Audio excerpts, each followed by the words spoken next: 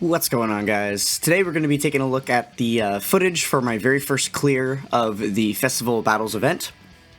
So I'm just recording a voiceover in post because I opted to, grind this very late at night, as it did take me quite a few attempts to finally get through, right? So yeah, we're going to be starting out here at the Super Saiyan Goku phase, because this is the last recorded stage that I have on the YouTube channel at this point, and then we'll just be watching through, the last 3 phases after this, because this is phase 46, so we'll be watching through 47, 48, 49, and 50, I guess. Okay, so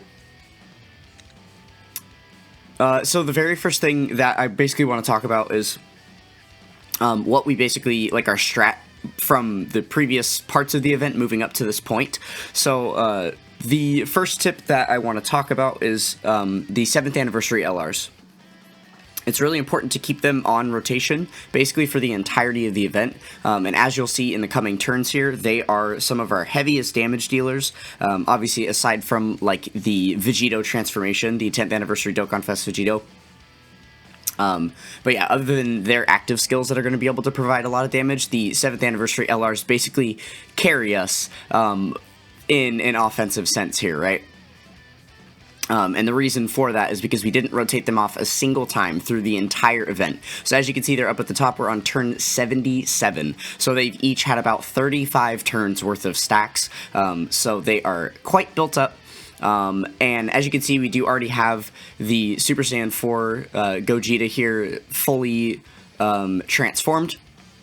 We did just transform him on the Super Saiyan Goku phase. That is usually the point to where you're going to want to take advantage of the transformations for both of the 7th anniversary LRs.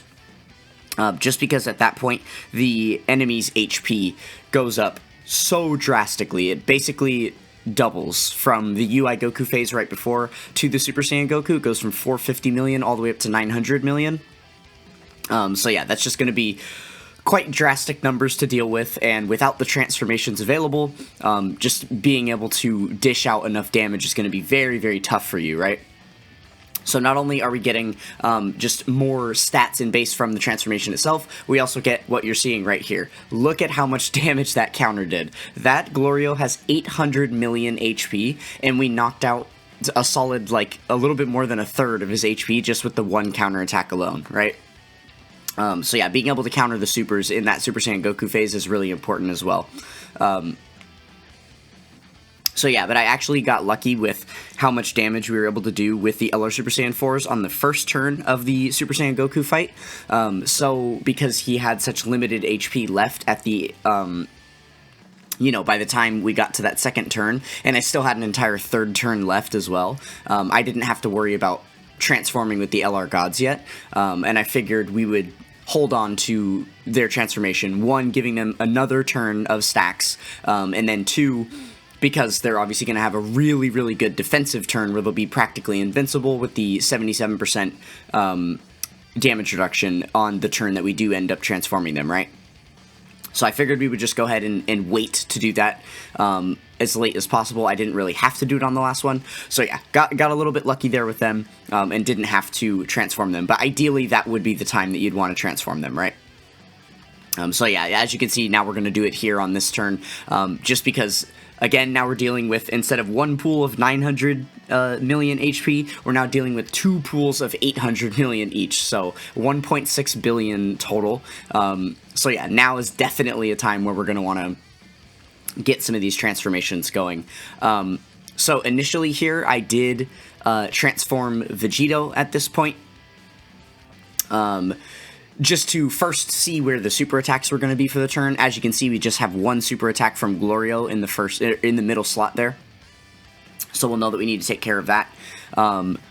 And yeah, as a side note, I did start moving quite slow at this point, just because, after countless hours of grinding to get up to this point, this is the very first time that I actually did get to the Daima's stage, and I just didn't want to blow it at this point and make a silly mistake that was going to cost me, right? So yeah, I figured I was contemplating of keeping the Vegito actually active here, or if I was going to do an app reset and untransform him, but I think I did opt to keep the Vegito out. Just to make sure that I would be able to do enough damage. Putting him in slot 1 here, he's going to get all of those counterattacks on all those normals. That's going to provide a bunch of extra damage that he's going to be able to dish out for us, just to make sure that we don't run out of charges, right? And then obviously with that super attack that we have to deal with in the middle slot, definitely is going to be smart for us to transform with the LR Gods, because once transformed, their 18 key is going to provide the attack disable. And that's going to allow us to... that's going to allow us to basically just disable that super attack altogether and not worry about it if he does have any HP left at that point, right? So yeah, we're basically fully safe for this turn. Nothing to worry about there. The only thing is that third slot unit, right? Because without being in his transformed state, or tag switched even, that... Gogeta in base as Vegeta is pretty weak defensively, so this was a bit of a gamble we were taking here, but I figured between all of the counterattacks that we were going to be doing in the first slot, and then actually targeting the Daimagoku with our third attacker in the turn, that we would most likely be able to fully deplete the Daimagoku's HP and not have to worry about tanking an attack right there. But that is basically the one, kind of gamble that we were taking. But as far as the defensive power of these guys, I guess one thing I really should have done during this run was, like, open up their stats a little bit so we could show those on screen and, like, show how many stacks they've gotten, what their defensive numbers are looking like. But I want to say that each of the 10th anniversary Dokkan Fests, so both the My Leader Vegito, the Friend Leader Vegito, and then the Gogeta that we've got here in the third slot, they all are around like 1.5 to 2 million defense at the start of turn. So with the extra damage reduction they get, with the extra defense raises they get on super, they are all pretty safe to tank normals basically through the end of the fight. Pretty much. They are like looking a little bit lackluster on defense at this point in the fight, but because this is the moment where we're going to start popping a lot of the transformations and stuff like that for the remainder of the battle, and using like the target skill mechanics to make sure that the improper units won't have to get hit, it doesn't really matter if their defense is lacking. Basically the offensive power of them is what we're focused on at this point, right? So basically my strat with the 10th anniversary LRs, so we already went over the 7th anniversary LRs. The idea is just to keep them on rotation, so we have them on obviously opposite rotations, but keeping them on rotation the entire fight. So for this run specifically, what I decided to do was the AGL Fireworks Vegeta. We kept him on rotation for the entire thing too, for almost the entire fight leading up to this point. Just because being the only TUR, he was getting a lot less attacks. He's only building up defense at a normal rate instead of like great raises per turn. He's getting a lot less super attacks overall per turn, so he just builds up a lot slower, right? So I wanted to prioritize having him on rotation. And then the other thing is that the LR Gods especially struggle a lot with ki. And it's really important to make sure that they get at least 20 ki every turn to make sure that they're getting those guaranteed additional super attacks. Just again, to optimize their stacking ability as well. So I paired the Vegeta alongside the LR Gods for basically the entire fight. And his additional, like, Rainbow Orb changing on top of the AGL Key Sphere changing just made it so that we didn't end up, losing a run to, like, bad orb management, or just getting really unlucky with the orb placement and stuff. That made it a lot easier to kind of flow through and get 24 key supers oftentimes throughout the battle, right? So that was definitely, like, kind of the goal that I was thinking of. And then on the opposite rotation with the LR Super Saiyan 4s, we were basically rotating the 3 10th anniversary Dokkan Fests, because the only other unit that we would have on the team at that point would be the Super Saiyan 3 Goku that transforms into Super Saiyan 4 Goku. But because of the overwhelming amount of damage that he does once he is transformed into his, obviously he's not getting stacks while he's in base, and then once you transform him, he just does an overwhelming amount of damage with guaranteed additionals and guaranteed crits. He is kind of an overpowered unit, because for a majority of the fight, you know, probably from about phase 15 to almost phase like 35-ish, you don't really want to be doing that much damage. You kind of want to prioritize defensive stacks for everybody, and you want to do as little damage as possible. Because starting at phase 15, you do have, or I guess phase 16, you do have 2 turns to deplete the enemy's HP, so you really want to prioritize like trying to take both turns to do that. That way you can get the most amount of stacks possible, being able to power up your units by the most by that point. So as you can see there, we finally made our decision of what to do for that rotation. We ended up KOing both of them by the end of the second slot, so that Gogeta was safe and we did not have to worry about anything. Now, as you can see here, we have the LR Super Saiyan 4s have their scouter up because they have a permanent scouter. So you can see we got really, really lucky here. There is no super attack on the first turn of Gogeta. So with that not being something we have to worry about, we can play around with the rotations a little bit more, right? Now, obviously, we won't be able to survive with the Goku in the first slot here. He will either need to tag switch, transform, or be in the middle slot where there's no attacks, right? So I think just based on damage, I opt to transform him here so that he can do counterattacks, but I believe I opt not to do the target skill mechanic, just because the target skill, while it is going to provide a ton of extra damage for you for the turn, the most important thing it provides for you in these very last 2 phases is protection from these ridiculously damaging super attacks. The super attacks in these phases do 24 million apiece, so we want to make sure to save those target skill mechanics for turns where we're going to have to face off against those super attacks to make sure we don't take a KO, right?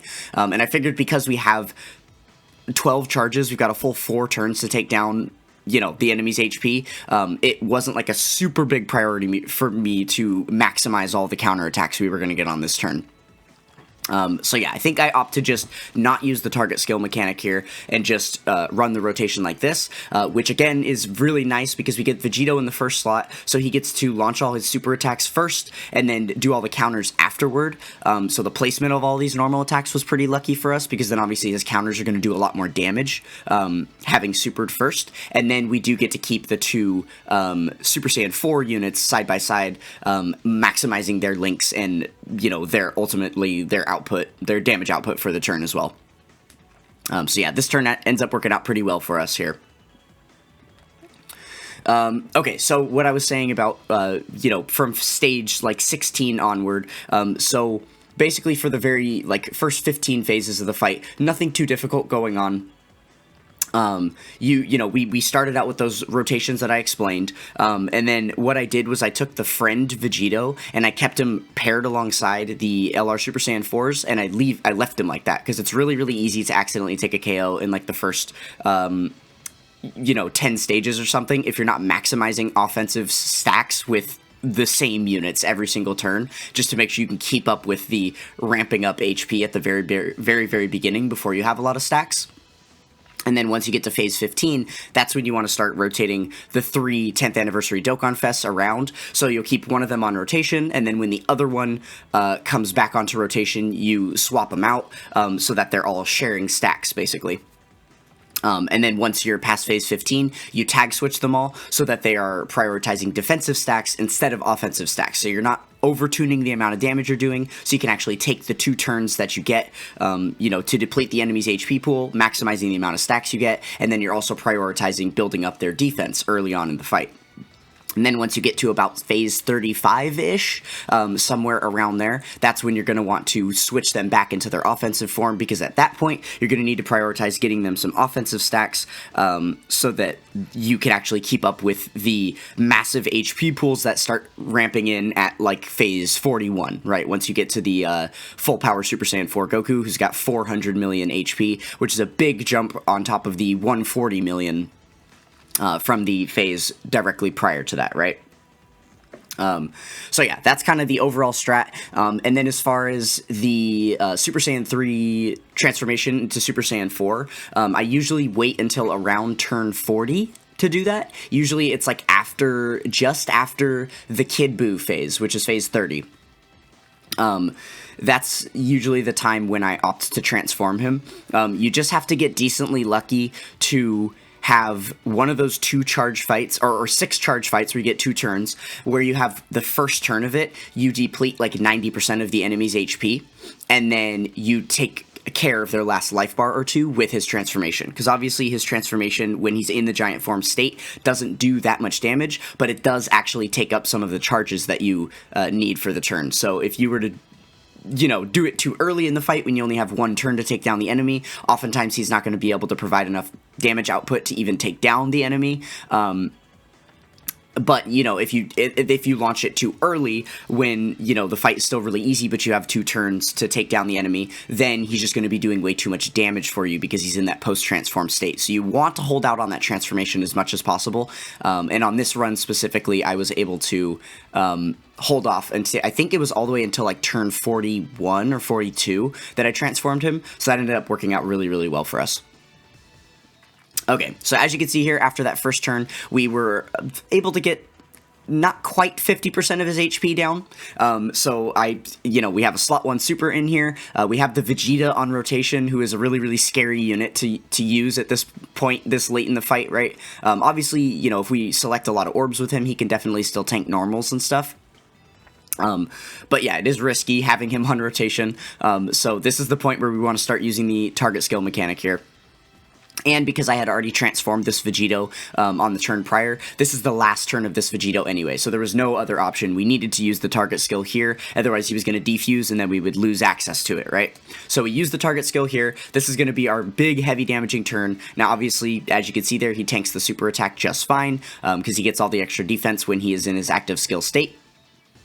And then now we get to sit back and enjoy the ridiculous onslaught of damage. He does just so many hundreds of millions of points of damage here, making it pretty easy for us to flatten this Gogeta's health, right? Obviously, him even having type advantage is just another, another golden opportunity to take advantage of. And then same deal with the LR gods having type advantage here. They can obviously provide quite a bit of damage output for us as well. So what I was really, really hoping for at this point in the phase is for us to get the KO right here. Because we are perfectly set up on the next turn. We have our Vegito and Gogeta side by side. That was one thing that was taking me a really long time when I was trying to make the decision of how to set up my rotations and stuff, is that I wanted to make sure to line it up. And I think it is pretty important that you line it up this way. For the very final phase of the fight, you want to have both of the 10th anniversary Dokkan Fest side by side so that you can do both of their active skills, and then you have the major damage increase from the Gogeta active skill that just feeds the Vegito for his target skill and then all of the extra counterattacks he's going to be able to do, so that you can flatten that last phase as quickly as possible, right? Though you have 4 turns for these last 2 phases, I feel like it's gotta be next to impossible to even survive through them for 8 turns, because you need all these really strong active skills in order to even survive at all, right? Just because, of this final phase against Vegito, he can launch up to 3 super attacks per turn, and as you can see here, he's got his 3 super attacks. They each are going to be doing 24 million. So other than getting lucky enough to have them all in the same slot, and then have them, being faced off against a unit that can potentially counter, you pretty much have to, you have to, flatten him immediately. Otherwise, facing off against this for multiple turns, the chances that you have to actually tank one of those supers or, get lucky and dodge one of them is pretty likely, right?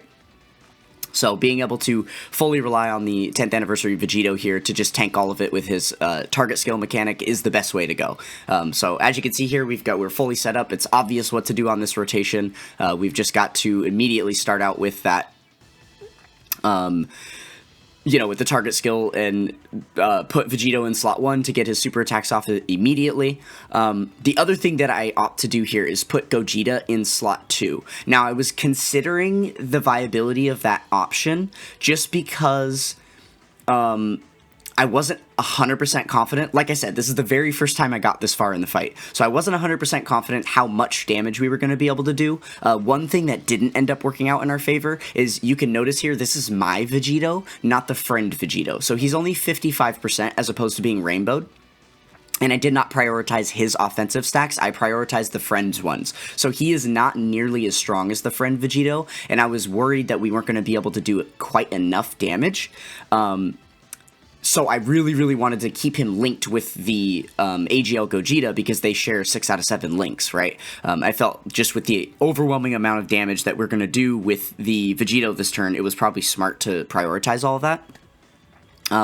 So that's why I opted to do the rotation this way, because I wanted to keep them linked, but then also I wanted to make sure to keep the Super Saiyan 4 Gogeta on rotation, because he has the permanent Scouter and the permanent ability to counter. So in the off chance that we ended up doing a pitiful amount of damage and then, you know, didn't KO on the next rotation either, coming back onto this rotation, I wanted to make sure, instead of having 2 of the 10th anniversaries, you know, Dokkan Fest defuse out of their transformed states, and then we're just kind of like sitting ducks, we would at least have the Super Saiyan 4 Gogeta here to be able to, you know, protect and help us out.